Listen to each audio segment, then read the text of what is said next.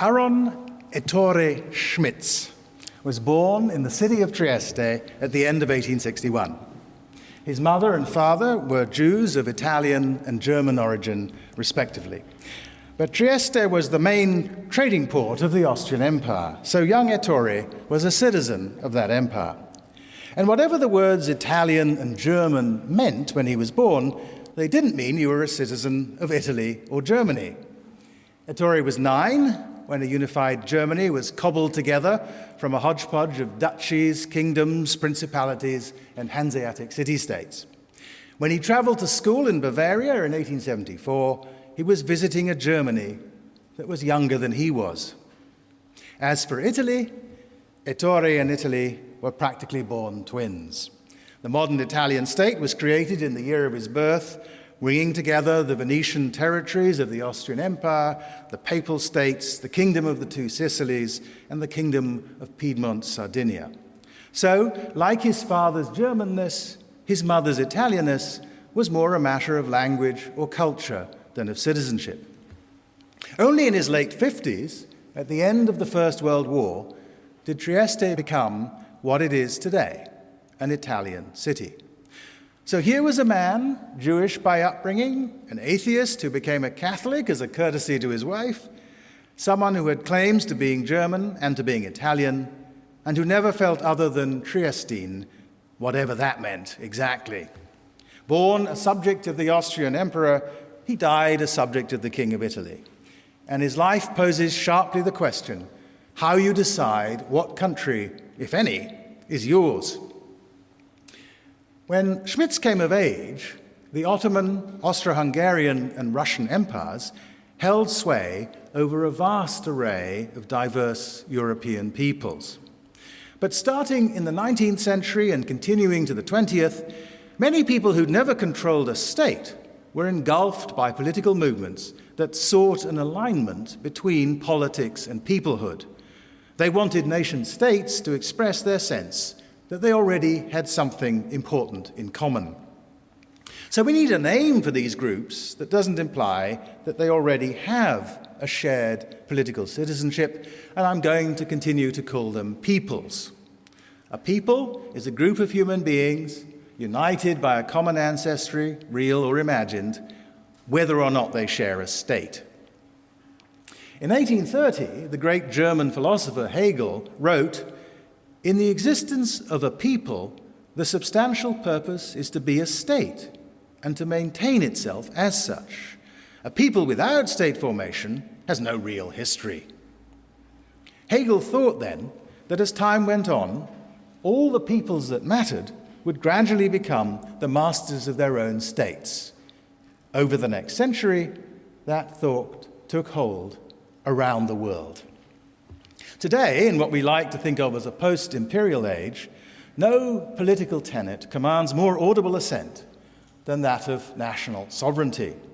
We aren't to be ruled by others, captive to a foreign occupation. We must be allowed to rule ourselves. This simple idea is baked into the concept of the nation itself. It helped to propel the collapse of empires and the era of decolonization. Maps were redrawn to advance the cause. Even in our own time, borders have given way to it. It remains a vaunted principle of our political order. And yet, this ideal has an incoherence at its heart, and that's what I want to explore today.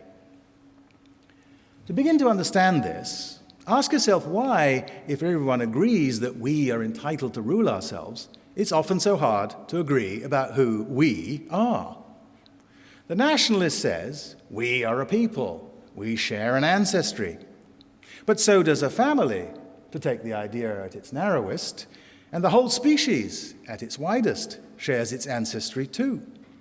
So in seeking nations, where should we draw the line?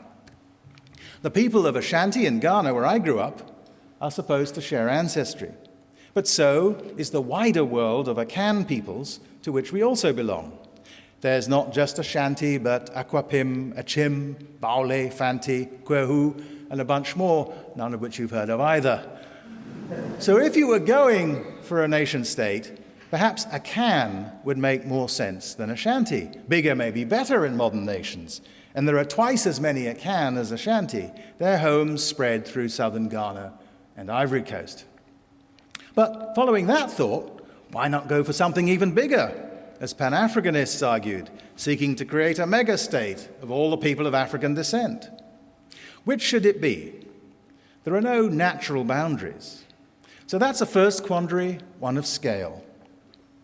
Even once we've picked a scale, though, not every such group wants to build a state together. It's said that the Celts of Brittany, Cornwall, Ireland, Scotland, Wales, and the Isle of Man share ancestry, but most of them don't care enough about that fact to want to act together as a people. They're not a nation. So let's posit that a nation is a group of people who think of themselves as sharing ancestry and care about it. Well, how do you know when you care enough to qualify as having a national consciousness? Matching people to territories faces yet a third quandary.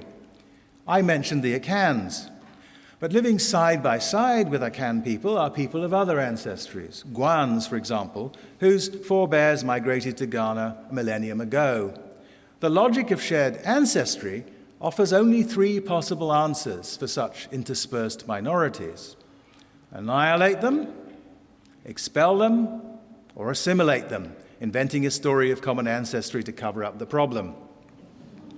All of these solutions have been tried in the past couple of hundred years somewhere. None of them would be necessary if we weren't trying to match states to peoples. Deciding which nation is yours is further complicated when political boundaries keep shifting. Ettore Schmitz's experience as a citizen of one country who became a citizen of another without leaving home was shared by millions in the 20th century. In 1900, most of Central and Eastern Europe was ruled by one empire or another. After the First World War, independent nation-states were delivered blinking into the light. After the Second World War, boundaries shifted again, and an Iron Curtain reshaped the map yet once more. Meanwhile, with the partition of British India in 1947, some 14 million people crossed the new borders between India and Pakistan. Hindus and Sikhs into India, Muslims into Pakistan. This was the largest migration in human history, even though between 30 and 40 million Muslims remained in India, which, by the way, will soon be the country with the largest Muslim population in the world.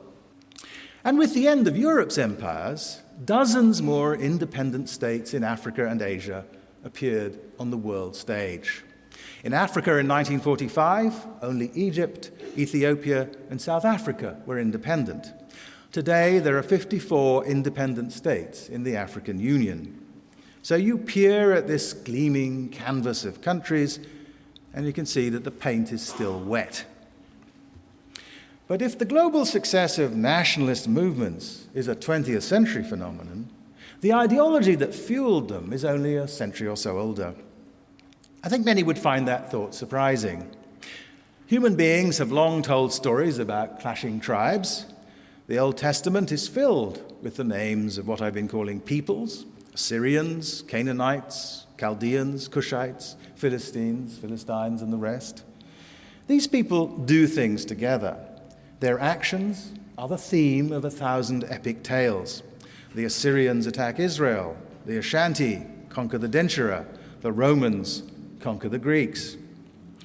These stories generally celebrate their respective peoples as a pretty terrific lot, an in-group well worth belonging to. Recall Shakespeare's Henry V addressing his soldiers as, "You noblest English, whose blood is fet from fathers of war proof." So why isn't that just nationalism? The answer is that something new entered European thought towards the end of the 18th century. Reacting against the rationalism of the Enlightenment, Romanticism produced a great upswelling of new feelings and ideas, especially in the expanding middle classes. It brought together a fascination with conquering heroes and an engagement with folk traditions that were thought to express a people's true spirit, what German speakers took to calling the Volksgeist, the spirit of the folk. The Romantic philosopher Johann Gottfried Herder pursued the idea that what made the Germans a people was a spirit embodied above all else in their language and literature. He thought this applied to every other people too. Here in Scotland, Robert Burns, the Bard of Ayrshire, embodied the same attitudes, collecting and adapting the folk songs of ordinary people, composing in the language of every day. And as literacy and print spread across great territories, ordinary people increasingly thought of themselves as sharing in the life of a vast community of fellow nationals, united in part by reading people like Burns. By the late 19th century, this romantic ideal was a platitude. Ernest Renan, the conservative French historian and patriot, wrote in 1882, "A nation is a soul, a spiritual principle." 1,000 kilometers southeast of him, the Genoese revolutionary Giuseppe Mazzini announced his nationalist mission, awakening the soul of Italy. In Schmitz's Trieste, though, many people might have favored keeping the Italian soul asleep. This city was composed, like the empire, of a motley group. Most people spoke either German or Triestino, the local dialect of Italian, but in the areas around the city, many people spoke Slovenian. Italian and Slavic nationalism had to contest with educated Germans who defended the cosmopolitanism of a multinational Austro-Hungarian empire. At a dinner in honor of Richard Cobden, the English liberal statesman, in 1847, a Herr von Bruck shouted aloud, "We are Triestines, we are cosmopolites, we have nothing to do with Italian and German nationalities." Yet Ettore Schmitz, despite his German father, Teutonic education, and Austrian citizenship, wasn't deaf to Mazzini's call to awaken the soul of Italy. Lady Isabel Burton, whose husband was the British consul in Trieste in the 1870s and 80s, reported that most of Trieste's Jews sided with what she called the Italianissimi, the most Italian of the Italians. Schmitz followed suit. When he began his literary career, he decided to write, with great effort, in standard Italian, though not precisely as an Italian, for he published under the name Italo Svevo. It means Italian Swabian. Since Swabia is a region of southern Germany, this is a not-so-subtle reference to his double heritage. Now, we probably wouldn't know much about Italo Svevo if it weren't for his English tutor, an Irishman who lived in Trieste from 1904 to 1920, and who had his own very complicated relationship with nationalism. His name was James Joyce, and he drew on Svevo as a model for the character of Leopold Bloom, the Jewish wanderer and hero of Joyce's masterpiece, Ulysses. Svevo was an early enthusiast for Joyce's writing, and Joyce returned the favor, helping to arrange the French translation of Svevo's self-published book, La Coscienza di Zeno. No one had noticed the Italian edition very much, even in Italy. The French version, championed now by Joyce, was widely praised, and the book justly came to be regarded as one of the great novels of European modernism. A nice moment in the Confessions of Zeno, which is what the book's usually called in English, reveals the interplay of German, Italian, and local Triestino identities. Zeno is in love with Ada, who is herself in love with an attractive young man with the Italian-German name of Guido Speyer. When Ada introduces them, Zeno forces a smile. Then, as he recounts it, "My smile became more spontaneous because I was immediately offered the opportunity of saying something disagreeable to him. 'You are German.' He replied politely, admitting that because of his name one might believe he was, but family documents proved that they had been Italian for several centuries. He spoke Tuscan fluently, while Ada and I were condemned to our horrid dialect." So our Italian Swabian expresses a certain sympathy for the Italianissimi, but he also conveys the allure of Trieste itself in all its multiplicity. Zeno is above all a walker in the city, a boulevardier and rambler, a man always struggling with his own irresolution, always smoking his last cigarette, always betraying his ideals, and forever scrutinizing his own prejudices and preference, like a quizzical ethnographer. He wants to confront uncomfortable truths, to side with reality, however much it stings. And the reality of linguistic and cultural variation within a community, Svevo reminds us, can be in tension with the romantic nationalist vision of a community united by language and culture. Indeed, this tension is the rule rather than the exception. Take Scotland, where we meet today. For hundreds of years, this has been a country of multiple tongues, Gaelic, Lallans or Broad Scots, and English, with regional differences between the cultures of the Highlands and the Lowlands, the islands and the mainland, the country and the city, even, dare I say it, that place 45 miles away, Edinburgh and Glasgow. Sir Walter Scott's Border Minstrelsy and Burns's Brad Lallan's verse have little in common with Gaelic folk song. Many of the things that are identified with Scots culture aren't widely shared. Fewer than 60,000 Scots speak Gaelic today. It hasn't been the mother tongue of a majority of the people of Scotland in 500 years.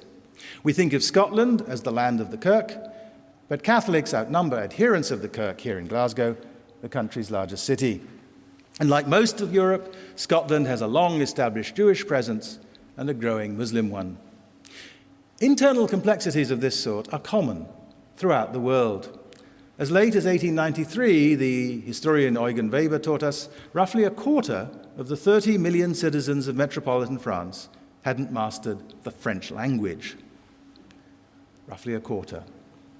Italy, on unification, was filled with mutually unintelligible dialects, and even now recognizes 20 regional dialects, to say nothing of Amharic or of the Arabic of a growing number of refugees. India and China and Indonesia are wildly diverse in their ethnicities, whether or not they acknowledge it.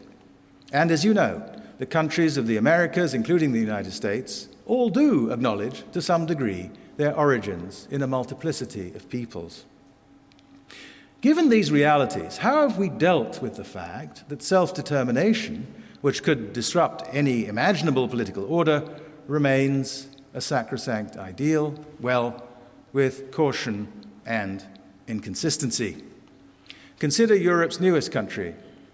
The UN recognizes the territorial integrity of existing states while also endorsing the principle of self-determination.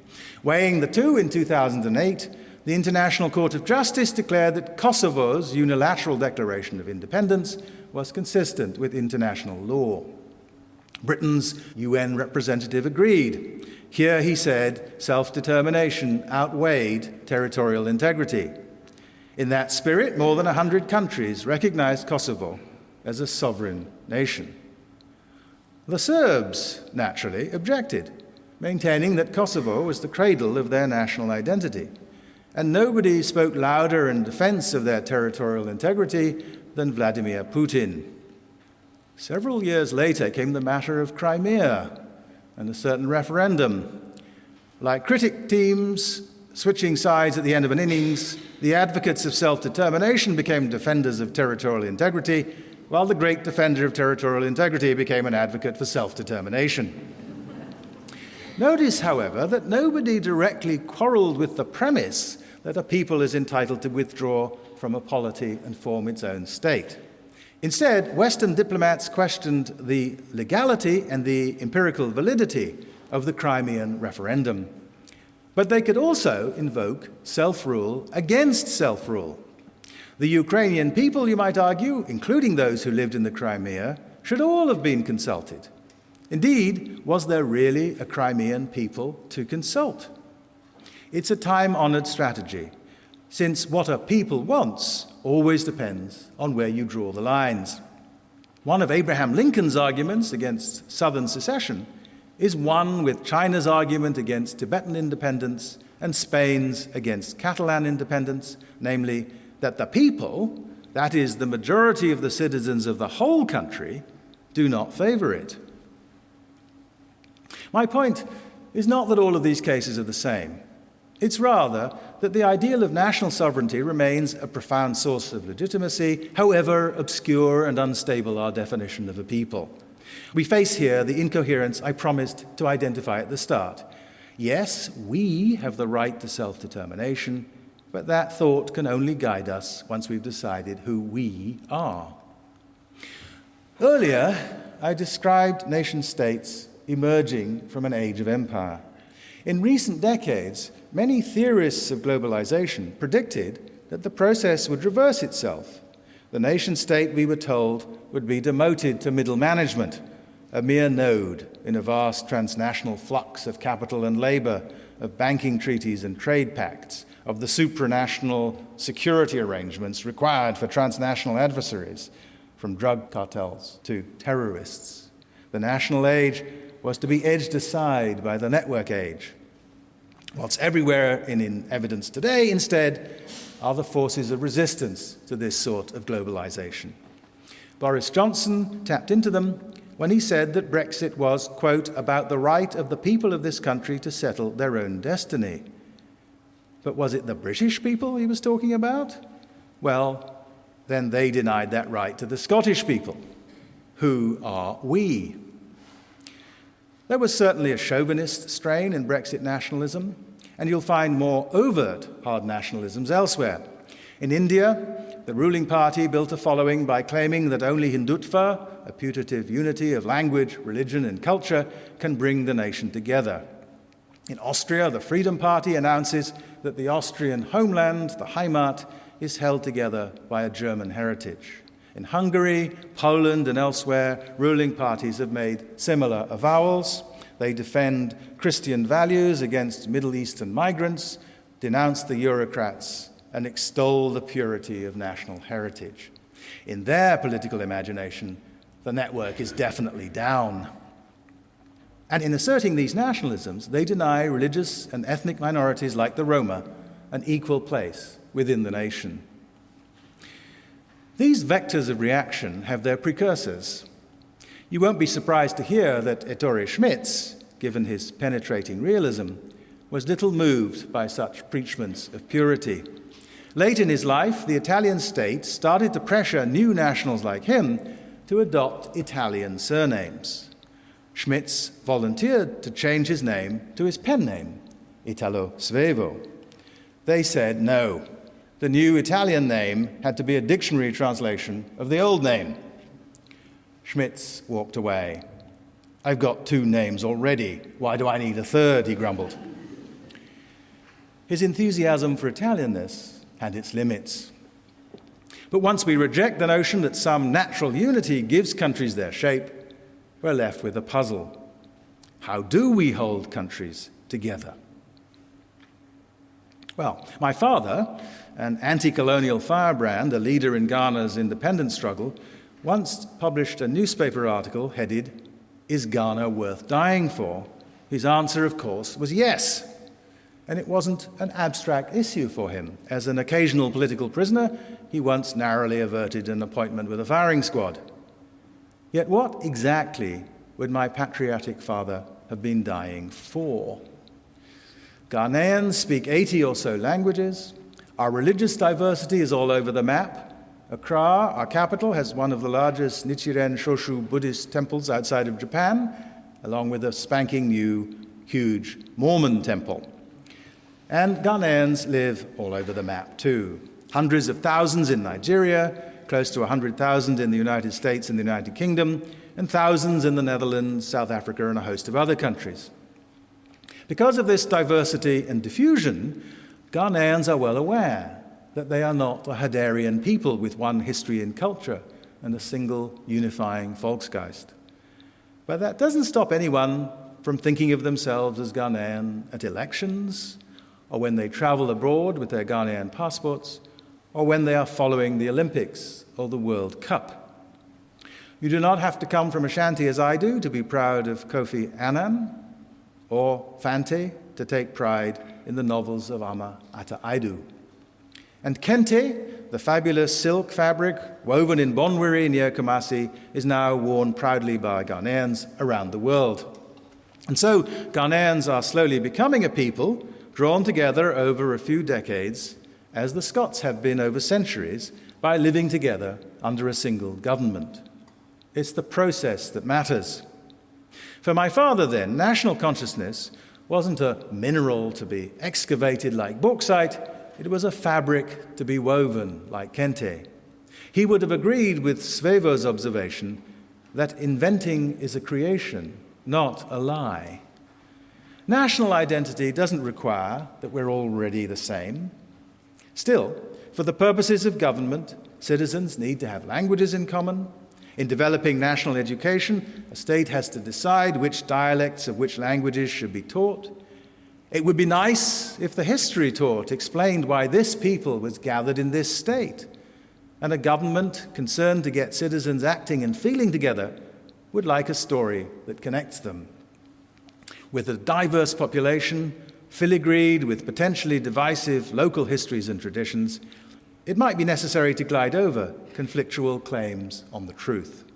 As Ernest Renan said more than a century ago, forgetting, and I would even say historical error, is an essential element in the creation of a nation. Recognize that nations are invented, and you'll see they're always being reinvented. Once, to be English, you had to imagine your ancestors were recorded a millennium ago in the Doomsday Book.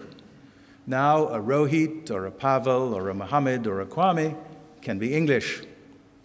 Once the Anglican Church defined Englishness, now an array of creeds can be embodied in the teams who play for England in the Test match. Today, a brown-skinned Scot whose grandfather came from Mumbai can take pride in the Scottish Enlightenment or thrill to the tale of Bannockburn. But as Renan also argued, what really matters in making a nation, beyond these shared stories, is, as he said, the clearly expressed desire to continue a common life. A nation's existence, he went on, is, if you will pardon the metaphor, a daily plebiscite. What makes us a people, ultimately, is a commitment to governing a common life together. The challenge this poses for liberal democracies is formidable. Liberal states depend upon a civic creed that's both potent and lean. Potent enough to give significance to citizenship, lean enough to be shared by people with different religious and ethnic affiliations. The Romantic state could pride itself on being the emanation of one folk and its primordial consciousness. The liberal state has to get by with a good deal less magic. The Romantic state could boldly identify itself with the people's will. Liberal states must content themselves with a general willingness. The Romantic state rallies its citizens with a stirring cry, one people. The liberal state's true anthem is, we can work it out. And often enough, we can. We've long known in America, as most people surely know here in Scotland, that we can hang together without a common religion or even delusions of common ancestry. Nor need we agree about everything, Europe or Brexit, Edinburgh or Glasgow, Labour or Tory or SNP, or even about something important, Rangers or Celtic. I have no dog in the fight over Scottish independence, but let the argument not be made in terms of some ancient spirit of the folk. The truth of every modern nation is that political unity is never underwritten by some pre-existing national commonality. What binds citizens together is a commitment, through Renan's daily plebiscite, to sharing the life of a modern state, united by its institutions, procedures, and precepts. My father used to celebrate Burns Night. Even after an evening of knocking back the whiskey, though, he wasn't deluded into thinking he was a Scot. He just admired the poet's principles alongside his poetry. Because when Burns had Robert the Bruce ask for his followers' allegiance, he wisely did it not in the name of a Scottish identity, but in the name of freedom. And you will forgive me if I read it in my own dialect. Who for Scotland's king and law freedom's sword will strongly draw, freeman stand or freeman fall, let him follow me. As ardently as he felt the romance of the national spirit, Burns realized here that Scotland was not a fate, but a project. Today, as a wave of right-wing nationalism surges across Europe once more, I think about how fragile liberal pluralism can seem. And I think, too, as you might expect, of Italo Svevo, a man who, like Zeno, his greatest creation, was never happier than walking among Trieste's diverse neighborhoods, an inveterate ironist who thrived on being sort of Jewish, sort of German, and in the end only sort of Italian. For Svevo, life was a dance with ambiguities, and when fascism convulsed Europe after his death, his kin were dashed against forces that detested ambiguity and venerated certainty. His Catholic wife, Livia, was forced to register as a Jew. His grandsons were shot as partisans or starved in camps. And yet, in the canons of our culture, Italo Svevo is still with us. True, the tolerant, pluralist, unsentimental liberal modernity he embodied is under attack. But don't bet against the spirit of Svevo, for I believe Italo Svevo, with his clear-eyed vision, has reality on his side. Thank you.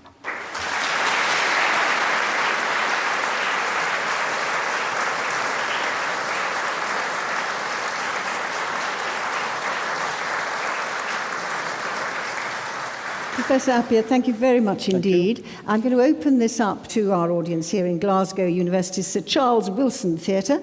So who would like to start with a question for Anthony? I see a hand up. I am Pauline Houston from TEDx Glasgow, which is the independent part of TED Talks. Just listen to everything you've said there about the sort of confusion around the definition of nation. Why is it, do you think, that people are still very passionately aligned to that kind of romantic view of what one nation is? That's a great question. I think people are passionately aligned with all the mistaken views that I'm going to challenge over the next lectures.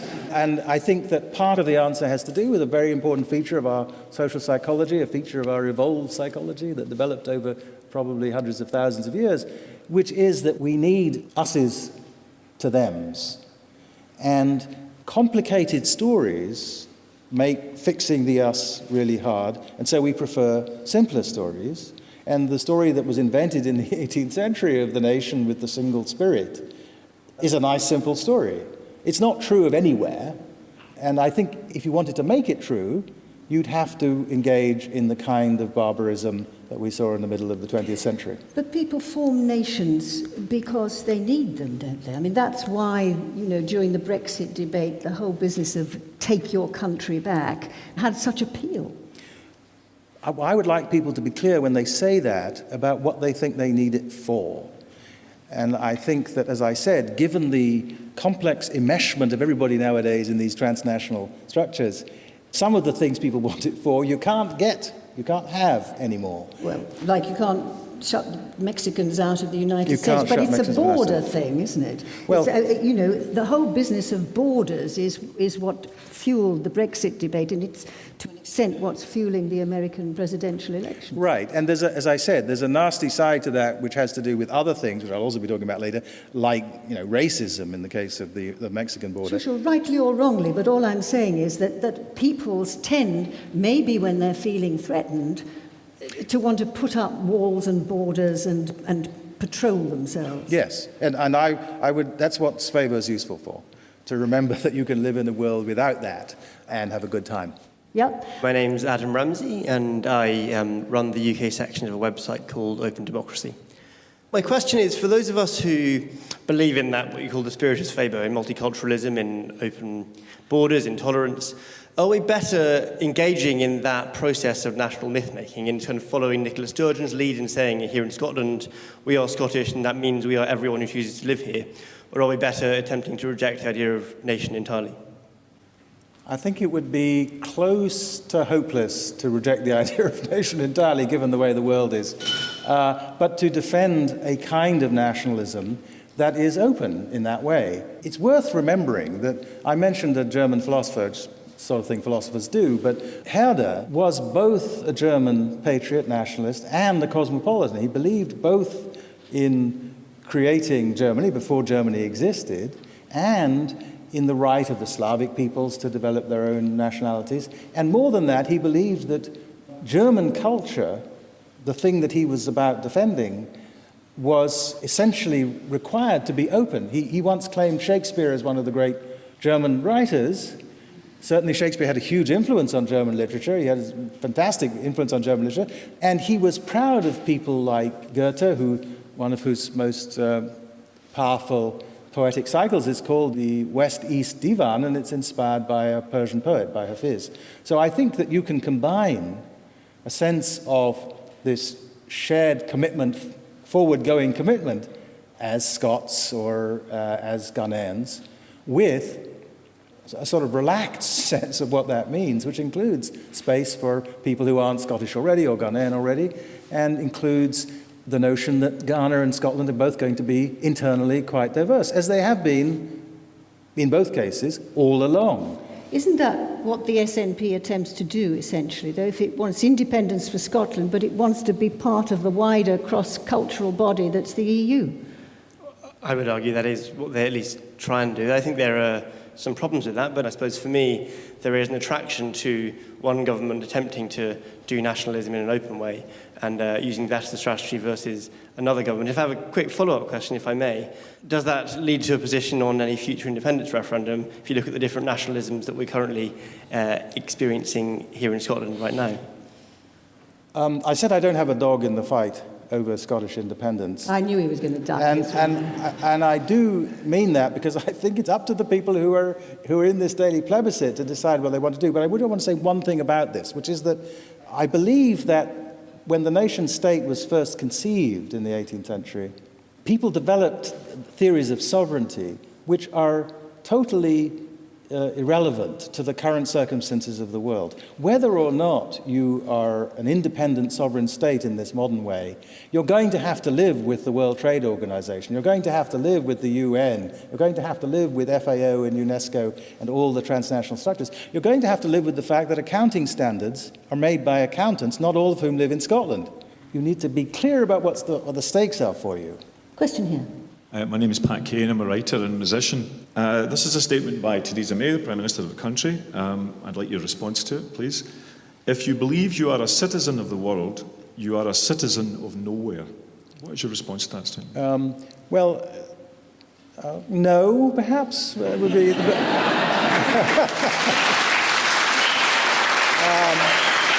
look, again, my old friend Herder is a great model here. He was a cosmopolitan, cosmopolites, citizen of the world.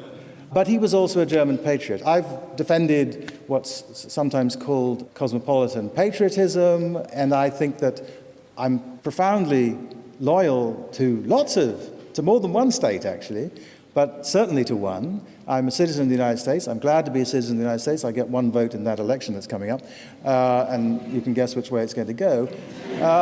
So I do think that you can be, as I am, I'm the author of a book called Cosmopolitanism. I'm a defender of cosmopolitanism, but you have to understand cosmopolitanism as combining respect for the local with respect for the global. It can't be all pushed off to the global, and I'm against pushing it all off to the local as well. Hello there, my name is Amir Ibrahim and I'm President of Glasgow University Students' Representative Council. My question is, what are your views on the distinctions between nationalism and patriotism? And also, is nationalism something that can be an innate trait of an individual, or is it something that is developed purely as a result of external factors? Well, I think, just to go to the second part first, I think nationalism has to be something developed because, as I was arguing perhaps too quickly and opaquely, there were ages before nationalism.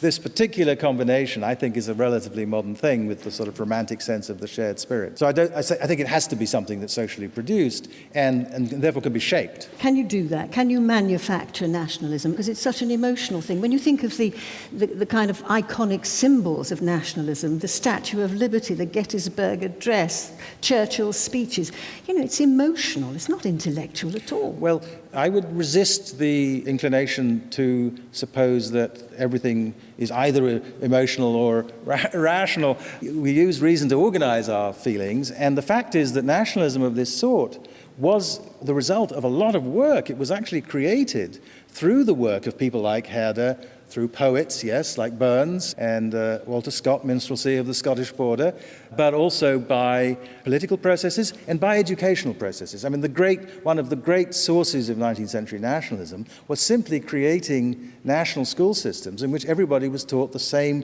one dialect of the language. And that happens, for example, in Italy. So the official language of Italy is called lingua toscana in bocca romana. So the language of Tuscany in a Roman mouth.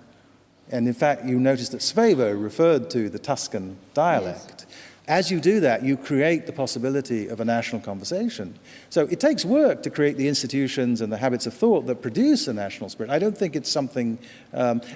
once you've got it, managing it can be very difficult. But yes, but also I just wonder whether trying to define nationhood is like trying to define love, really. It's you don't order that, you don't manufacture it, it kind of happens in your gut. Right, I think that's... I mean, of course, people like philosophers think that you can define love and everything else, but having a definition is not the same thing as being able to manage it, I'll grant you that. And I think very often we have these powerful sentiments. As I say, I feel powerful sentiments of this sort about a bunch of nations, but I do think that we can nevertheless think about it a bit and try to manage it. And I do think that in that process, raising young people with sort of sensible attitudes about these things is a really important part of the process. You better have a quick word on, I mean, I don't know how quickly you can do this, on the difference between nationalism and patriotism. I think that these words are used in ways that they're sometimes just synonyms, equivalents of each other. I would like to preserve a sense of patriotism as having to do with a sense of investment in the national honor. I think that caring about what your country's doing in the world and feeling bad when it does bad things and good when it does good things, that's at the heart of the kind of morally appropriate patriotism that I think is a decent thing. Dennis Canavan, retired politician, some people would say thank heavens for that. But anyway, does the professor agree that people are far more important than territories? And if the nation-state, or indeed the nation-states throughout the world today are going to survive, they have got to be not ethnic nationalist states, but they must be multinational, multi-ethnic, multicultural, and multi-faith. I mean, broadly speaking, yes. Broadly speaking, I think that given the realities which I was trying to sketch, most modern states contain within them diversity of all the kinds that you talked about, and that if you try and force everybody into a single national faith, a single national identification of an ethnic sort, you're simply going to produce terrible political problems. My father's Ghanaian, my mother's English. My brother-in-laws are Norwegian and Nigerian. One of my nephews is already married a Namibian, so we've got another bunch of people in the family. I have Jewish cousins and I have Muslim cousins. I was raised a Christian. That's unusual, that combination, but more and more people in the world are like that. And they won't fit into the mono-ethnic nation. So if you speak that way, they will hate the nation, and then they'll be dangerous to you. So I would recommend against it just on grounds of prudence. Gentleman there. John T. Haywood. I'm a school pupil at Dollar Academy. Let's turn the tables. You have quite an interesting, a diverse personal history. How do you identify? Well, as far as citizenship goes, I'm an American. When I arrive at the borders of the United Kingdom, sometimes they look at my passport. It says I was born in London, and they say, "Why are you traveling on an American passport?" And I say, "Because I'm an American." I used to have a British passport, but I have an American passport now. But, you know, are my concerns, my political concerns in the world, equally distributed over Korea and Australia and Japan and Nigeria? No. They're more focused on the United Kingdom and on Ghana, because those are the two places I grew up. I spent a lot of time in Scotland as a child, actually, not just in England. You know, I care more about Scotland than I do about Lithuania. Sorry, Lithuania. But if you had to... But I'm an American. It's a long answer when people say, "Where are you from?" It's a long answer. Yes. Gentleman there. Thank you. My name is Les Forrest. I run a small business with my wife. My question is, we live in an era where communication has never been faster. The world is dominated by social media. The sharing of ideas is immediate and across the whole world. There is massive migration of people across the world. Labour opportunities mean that people change jobs and change countries on a regular basis and have that opportunity like never before. So in the modern era, to what extent is technology driving the way that people feel about themselves? And leading on from that, to what extent is the idea that peoples identify primarily through nationhood is an idea which is approaching its sell-by date? I think it is. But despite what one columnist of the New York Times says, it's not yet a flat world. And so things look very different in different places. I spent some time this summer in a small village where my father's family was connected with since the early 18th century. Things look very different from there. They don't have labor opportunities to go zooming around the world. They're worried about whether they're going to have electricity most of the day and whether they're going to have clean water and whether the buildings are going to be survive the next rainy season. So the world is still very economically unequal, and the things you're talking about are realer and realer for a larger and larger number of people, and that's great. And when they're real for everybody, I think it will be clear to everybody that while a national and a local identification are fine things and are useful for many purposes, we have complex identities and other things matter too, which is why Herder was right. You can be a cosmopolitan and a patriot. Question at the back there. Hi, my name's Siobhan Fairhurst. I'm a nurse. I just wanted to tap into that idea of personhood and where our allegiances really lie. I have a German grandmother, Irish and Welsh grandparents, English father, Scottish mother.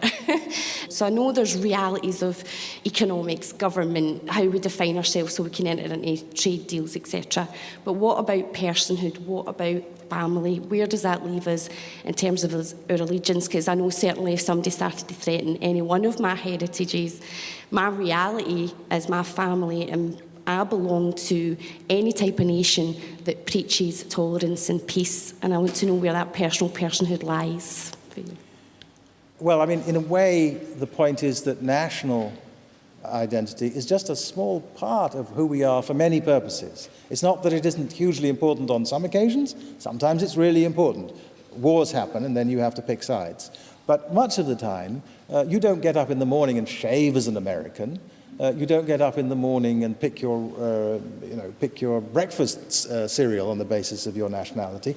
So I think there are lots of things in our lives that have nothing to do with the nation, and it's really important to bear that in mind.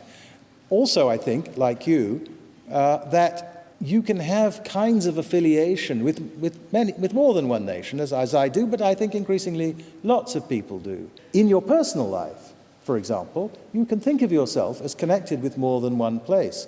This actually wasn't my father's view. I said that Ghanaian nationalism, is clearly the product of new processes because Ghana is younger than I am.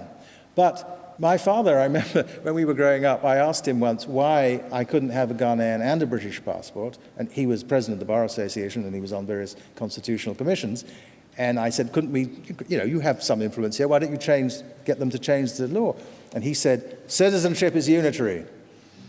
To his own son, with an English wife. So, not everybody agrees. Gentleman here. I'm Mara Pittock, University of Glasgow. Thank you very much for that lecture, Professor Appiah. You started by categorising nationalism as essentialist. You went on towards the end of the lecture describing more civic open nationalism. Isn't it just the case that nationalism isn't one thing but many? And isn't the problem that the modernist theorists of nationalism over-identify romantic nationalism as the default? I don't know about the problem. It is a problem because when you're trying to characterise any complex historical movement that has come to operate in 190 countries around the world and some aspiring countries as well, you're not going to be able to say something that's going to cover all the cases. But I do think that both, that it's possible to have a different kind of nationalism that isn't, as you're suggesting, the Herderian national spirit nationalism, which is essentialist, though I don't think I used that word, and B, that nevertheless that way of thinking of the nation has been enormously powerful and can be very dangerous. But I agree that if you were writing a textbook on the idea of the nation, you'd have to mention many possibilities. I do think, nevertheless, that this strand is very important and has been very influential and is in the background, if not very explicitly, of a lot of what I think of as unattractive nationalist movements of the present. And when I mentioned the Austrian Freedom Party in the talk of the Heimat, I think that's very much in this tradition. Thank you. Hello, I'm Ben Coburn. I'm a philosopher here at the University of Glasgow. In the independence debates a couple of years ago, this notion of civic nationalism emerged and gained great currency. I take it it's the idea that you start somewhere else from a set of shared political principles, and then you construct a national identity around those rather than taking nationality as something sort of prior to politics. As an Englishman living in Scotland, I feel that I can be part of that notion of civic nationalism even at the same time as I'm excluded by this sort of deeper, more romantic, historically based notion that you discussed. I was wondering whether you thought some notion of civic nationalism might evade some of the problems that you picked out with the more maybe pathological or romantic notions that have been around for longer. Yes, I do have some sympathy with the thought of civic nationalism, and as you must be aware, this is one way in which a sort of liberal strand of American thought has developed over the long haul. I worry that it can be a little bit bloodless, especially if the principles are too abstract. And so my own view is that it's helpful to have narrative as well as principle that you're attracted to. And so the narrative of the American founding as well as the principles of the American founding construed in such a way as to make it possible to escape from the stain of slavery and racial oppression, and construed in such a way as to make it possible to celebrate the fact that eventually we gave women the vote. I mean, there are lots of problems with the American founding, but I think there's a way of telling that story which isn't just about principles. And we're philosophers. One of the things I've learned as a philosopher is that many ideas gain a better grip on people if you can embed them in a story, in a narrative. So I would say civic nationalism construed in a way that includes space for shared stories. Bannockburn, right? Or the story of the life of Robert Burns. Those sorts of things can, I think, help bring people together. And they're not really principles, though I think the principles are really important. But among the principles that you have to have in a modern democratic state is one of pretty broad tolerance for differences about political matters. I'm going to take a last question up there. Yeah. Khalid Al-Haddad, and I'm a fourth-year philosophy student. I'm just wondering where autonomy and individuality fit into your picture of identity. The reason why I ask is because I was adopted. My biological mother was of Sephardic Jewish origin. My father was an Arab Bedouin, and I was adopted into a Catholic family. When people say to me, what do you identify yourself as? I just say human.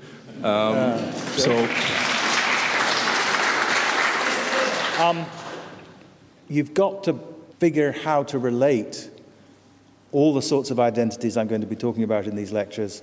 You've got to be able to figure out how to relate them to the lives of individual people, and you want to shape them in such a way that they can be useful, generally speaking, in the lives of individual people. So exclusivist notions of many of these things are not going to be useful in your life or mine, and more people are like us.